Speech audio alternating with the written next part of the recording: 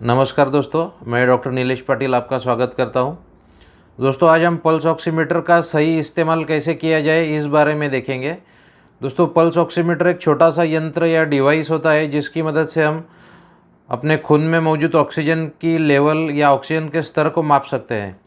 और दोस्तों, कोविड-19 जैसी परिस्थितियों में तो इसकी उपयोगिता और अधिक बढ़ गई है, क्योंकि कोविड-19 में बहुत से मरीजों का ऑक्सीजन का जो स्तर है, जो लेवल है, वो काफ़ी खतरनाक स्तर तक गिर जाता है और इस वजह से उनकी जान चली जाती है।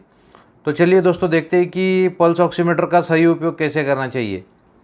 तो इसके लिए सबसे पहले जो है वो कि हमें रीडिंग लेने के पहले, पल्स ऑक्सीमीटर से रीडिंग लेने से पहले मरीज़ ने 5 मिनट तक आराम या रेस्ट किया हुआ होना चाहिए। इसके बाद ही पल्स ऑक्सीमीटर को लगाना चाहिए। वैसे ही दोस्तों, पल्स ऑक्सीमीटर जो होता है वो इंडेक्स फिंगर यानी तर्जनी उंगली में ही लगाना चाहिए ज़्यादातर। और यदि इस उंगली में लगाने के बाद यदि हमें रीडिंग ठीक से ना प्राप्त हो तो हम उंगली बदल सकते हैं। वैसे ही दोस्तों, पल्स ऑक्सीमीटर पर तेज़ रोशनी ना पड़ने दें। यदि किसी तरह की तेज़ रोशनी यदि इसके ऊपर पड़ रही होगी तो इससे रीडिंग हमारी गलत आ सकती है। वैसे ही यह चेक करें कि पल्स ऑक्सीमीटर का इंडिकेटर जल रहा है या नहीं जल रहा है।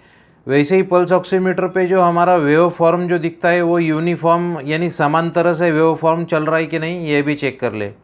वैसे ही दोस्तों, यदि यदि आपको यह शंका हो कि पल्स ऑक्सीमीटर का रीडिंग गलत है तो आप पहले अपनी धड़कनें माप ले, यानी हार्ट बीट्स अपनी प्रति मिनट कितनी चल रही है ये माप ले।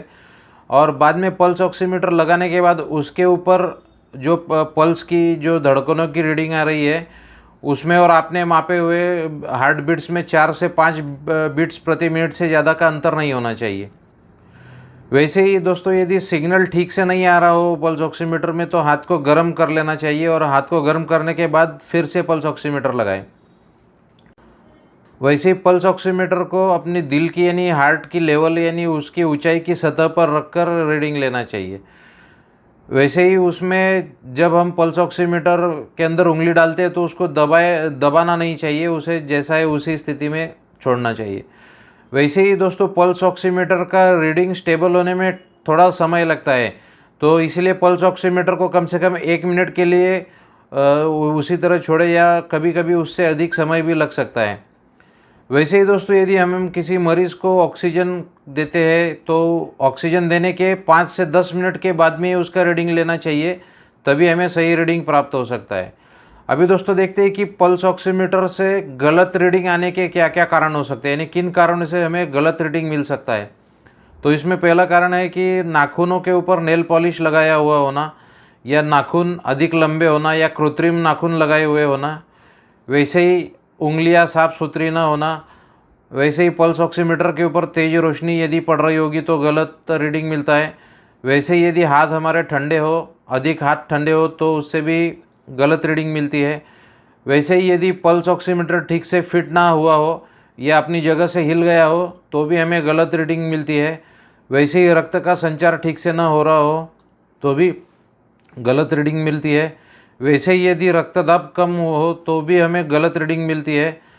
और दोस्तों, कई बार ऐसा लगता है हमें कि गलत रीडिंग की वजह से हमें ऐसा लगता है कि हमारा ऑक्सीजन लेवल तो बराबर है, लेकिन यदि इसके बावजूद यदि हमें सांस लेने में तकलीफ़ या सांस फूलना या सांस तेज चलना या चक्कर आना, ये सब लक्षण अगर प्रकट हो रहे हो और फिर भी ऑक्सीजन का लेवल यदि पल्स ऑक्सीमीटर में सही दिखा रहा हो तो भी हमें तुरंत डॉक्टर से संपर्क करना चाहिए।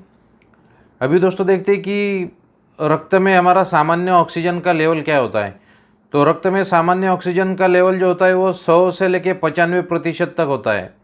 और यदि यह लेवल पल्स ऑक्सीमीटर में 95% से यदि कम दिखा रहा हो तो हमें डॉक्टर से संपर्क करना चाहिए।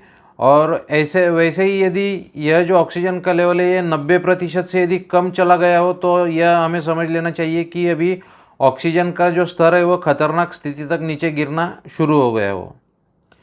तो दोस्तों, आशा करता हूँ कि आपको यह जानकारी अच्छी लगी हो और आप यह वीडियो अधिक से अधिक लोगों में शेयर करें ताकि किसी की जान बच सकती है। और इससे हमें यह पता चलता है कि पल्स ऑक्सीमीटर जो एक बहुत ही छोटा सा और सस्ता यंत्र है जो काफ़ी आसानी से उपलब्ध है दुकानों में, वो कितना उपयोगी है और किस तरह से हमारी जान बचा सकता है। तो दोस्तों, इस वीडियो को लाइक और शेयर ज़रूर करें और इसी तरह की स्वास्थ्य से जुड़ी जानकारी प्राप्त करने के लिए हमारे चैनल को सब्सक्राइब ज़रूर करें। धन्यवाद।